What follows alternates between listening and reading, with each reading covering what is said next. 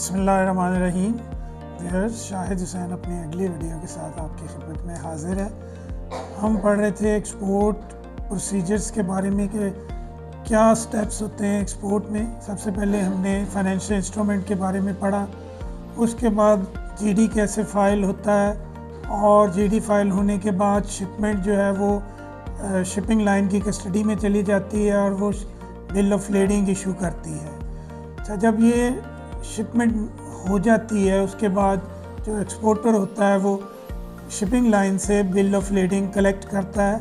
वो ये bill of lading basically bank की बिहाफ पे कलेक्ट करता है और इसके लिए वो बैंक उसको एक एनओसी इशू करता है।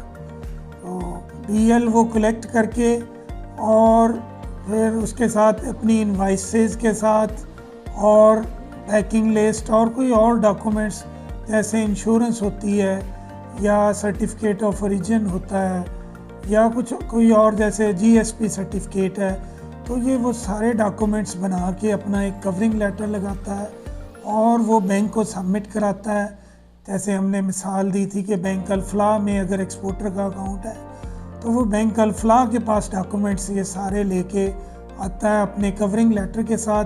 कवरिंग लेटर में वो इंपोर्टर का एड्रेस देता है कि फ़लाँ बैंक में, सपोज़ वो यूके का बैंक है कि वो कहता है कि ये यूके के HSBC बैंक को ये डिस्पैच कर दें फ़लाँ ब्रांच को, और उसके अंदर उसी लेटर में वो पेमेंट टर्म्स बताता है। जैसा कि मैंने पहले शुरू में बताया था अपनी पहली वीडियोस में कि पेमेंट टर्म्स दो तरह की होती हैं, एक साइट की बेसिस पे और एक डीए बेसिस पे।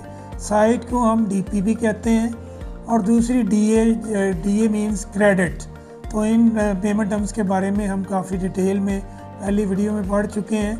तो वो ये इंस्ट्रक्शन देता है कि जो डॉक्यूमेंट्स जो हैं वो आगे जो आपने भेजने हैं इंपोर्टर के बैंक को, उसमें पेमेंट टर्म्स क्या डीपी साइट की होंगी, डीपी की होंगी या वो डीए की होंगी। तो उसके मुताबिक जो है वो बैंक वो डॉक्यूमेंट्स लेके आगे थ्रू डीएचएल सर्विसेज वो इंपोर्टर के बैंक को भेज देता है।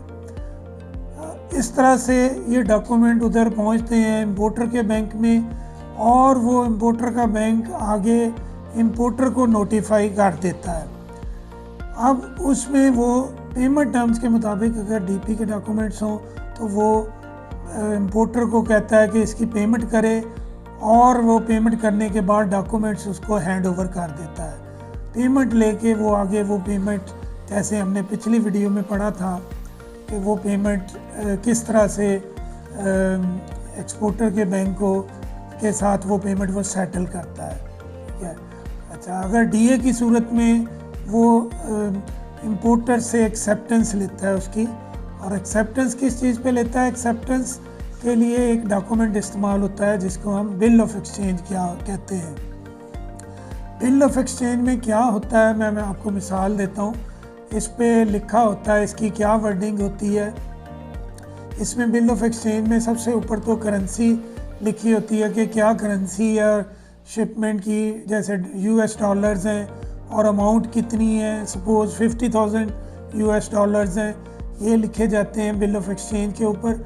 आगे उसमें लिखा जाता है जो टाइम फ्रेम होता है, यानी अगर फ़र्ज़ करें कि वो उसमें पेमेंट ड्यू करनी होती है after 90 days from shipment date, तो हम लिखते हैं बिल ऑफ एक्सचेंज के ऊपर एक्सपोर्टर लिखता है कि payable at 90 days from shipment date या BL date of this first bill of exchange and to the order of bank Alfalah limited, Liaquat road branch, Faisalabad.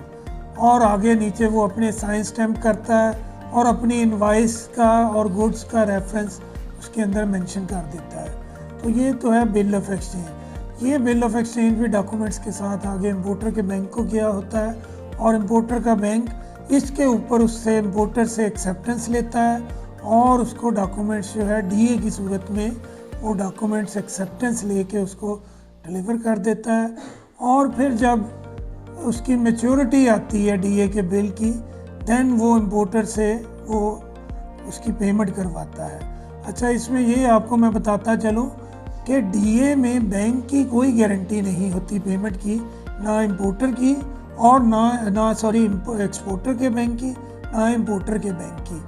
तो इसमें अगर कल कला वो इंपोर्टर जो है वो शिपमेंट ले के बाद में पेमेंट नहीं करता तो इसमें कोई भी रिस्पॉन्सिबिलिटी नहीं होगी, ना इंपोर्टर के बैंक की और ना ही एक्सपोर्टर के बैंक की।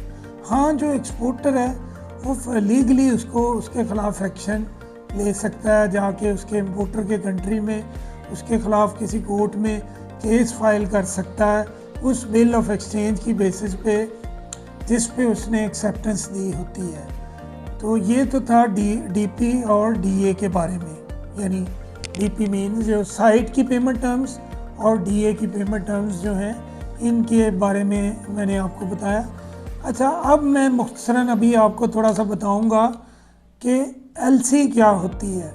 यानी अभी हमने डिस्कस किया कि डीपी या डीए की सूरत में कोई एलसी इन्वॉल्व नहीं होती। अब एलसी क्या है और इसका क्या रोल है। LC basically is a conditional and irrevocable undertaking given by the importer's bank to the exporter's bank for payment of an export shipment, right. यानी ये क्या है, एक इररिवोकेबल अंडरटेकिंग है। इररिवोकेबल मीन्स कि जो रिवोक नहीं हो सकती, यानी जब एक दफ़ा गारंटी दे दी वो दे दी, कल कलां को ये नहीं कह सकता वो इंपोर्टर का बैंक है जी ये गारंटी वापस ले ली है इंपोर्टर ने। अब वो गारंटी जो दे दी है वो ऐसे ही है जैसे तीर कमान से निकल गया। अब उसके अंदर जो क्लासेस हैं, अगर उसके मुताबिक वो एक्सपोर्टर जो है वो शिपमेंट करता है और उसके मुताबिक वो जो डॉक्यूमेंट्स इस एलसी में होते हैं वो प्रोवाइड कर देता है अपने बैंक के थ्रू इंपोर्टर के बैंक को, तो वो जो है उसमें वो पाबंद होगा इंपोर्टर का बैंक उस पर पेमेंट करने की। अच्छा, अब हम एलसी के बारे में ज़रा डिटेल में जाएंगे कि सबसे पहले जो है एलसी दो तरह की होती हैं। जैसे पेमेंट टर्म्स दो तरह की होती हैं, एक साइट और एक डीए। इसी तरह एलसीज भी दो तरह की होती हैं, एक साइट की एलसीज और एक यूजेंस एलसी। साइट एलसीज वो हैं जिनमें जो है जब डॉक्यूमेंट्स इंपोर्टर के बैंक के पास जाते हैं तो वो फ़ौरन उसने पेमेंट करनी होती है, यानी पेमेंट लेके फिर डॉक्यूमेंट्स उसने इंपोर्टर को देने होते हैं। और यूजेंस एलसी क्या होती है, वो जस्ट लाइक डीए की तरह होती है कि उसने एक्सेप्टेंस लेनी होती है इंपोर्टर के बैंक ने इंपोर्टर से और डॉक्यूमेंट्स उसको डिलीवर कर देने होते हैं। बाद में जो मैच्योरिटी डेट होती है उस मैच्योरिटी डेट पे उसने पेमेंट करवानी होती है। एलसी में जो है वो बैंक की गारंटी होती है पेमेंट करने की, जबकि सिंपल डीपी या डीए में बैंक की गारंटी नहीं होती। अच्छा, ये तो मुख्तसरन था इनके बारे में। तो नेक्स्ट वीडियो में हम फर्दर मज़ीद एलसी के बारे में पढ़ेंगे। अगर आपको ये वीडियो अच्छी लगी हो तो इसको लाइक कीजिएगा, कमेंट्स कीजिएगा और मेरे चैनल को सब्सक्राइब कीजिएगा। और अगर इसके बारे में कोई क्वेश्चंस हों आपके तो आप कमेंट्स में पूछ सकते हैं, तो इंशाल्लाह आपको सेटिस्फैक्टरी रिस्पांस मिलेगा। शाहिद हुसैन को इजाज़त दीजिएगा। अल्लाह हाफ़िज़।